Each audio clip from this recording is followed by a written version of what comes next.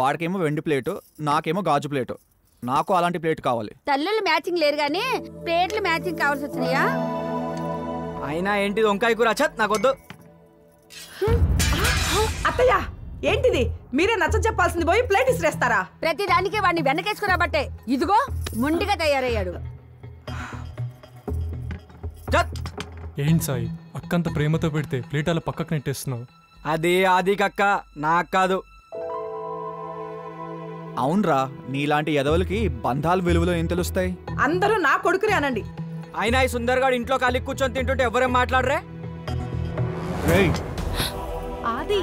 ఇంకొకసారి మా అక్క బావ గురించి అన్నావో తోలు తీసేస్తాను. ఆది ఏంటిది? నా కొడుకు మీదే చేయేస్తావా? వద్దు వదిలే అక్క. ఆది ఆది ఇది డైనింగ్ టేబుల్ లా లేదు, కిక్ బాక్సింగ్ రింగ్ లా ఉంది. వాడొక నెల తక్కువ వెధవ. వాడి మాటలేం పట్టించుకోక బాబు, నువ్వు తిను.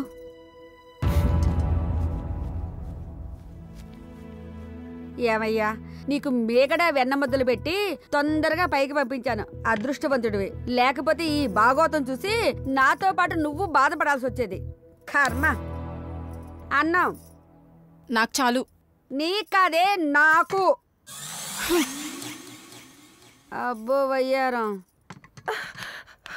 ఏమండి, మీరు కడుపు తెప్పని చెప్పి ఇక్కడికి వచ్చి కింద జరిగిన డ్రామాని మిస్ అయ్యారు. మీ మొదటి భార్య పిల్లల కళ్ళెప్పుడు సాయిగాడి మీదే ఉన్నాయి. ఆదిగాడు చదవకపోయినా ఏమనరే. సుందర్గాడికి జాబ్ లేకపోయినా దానికి మీ అమ్మ పంచపక్ష ప్రమాణాలు పెట్టి మేపుతుంది. సాయిగాడు మన ఇద్దరు రక్తం పంచుకుని పుట్టినోడే కదా. వాడు బిజినెస్ పెట్టుకుంటానని ఎప్పటి నుంచి అడుగుతున్నాడు కదా.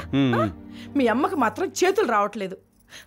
వాళ్ళు వెళ్ళిపోతానన్నా మీ అమ్మ మాత్రం వాళ్ళని వెళ్ళనియట్లేదు. వాళ్ళకెప్పుడు ఉద్యోగం వస్తుందో, వాళ్ళు ఇక్కడి నుంచి ఎప్పుడు వెళ్ళిపోతారో వాళ్ళతోనే అనుకుంటే నాకు మీతో కూడా సుఖం లేకుండా సుప్రియ, మీ అమ్మగారు ఆస్తి మొత్తం ఆవిడ చేతిలో పెట్టుకుని పెత్తనం చలాయిస్తుంది. ఒక్క రూపాయి కావాలంటే వెళ్ళి ఆవిడ అడగాల? ఏమండి, నేను విసిగిపోయినానండి. ఏదొకటి తేల్చేయండి. మన వాట మనకిచ్చేయమని చెప్పండి. సుప్రియ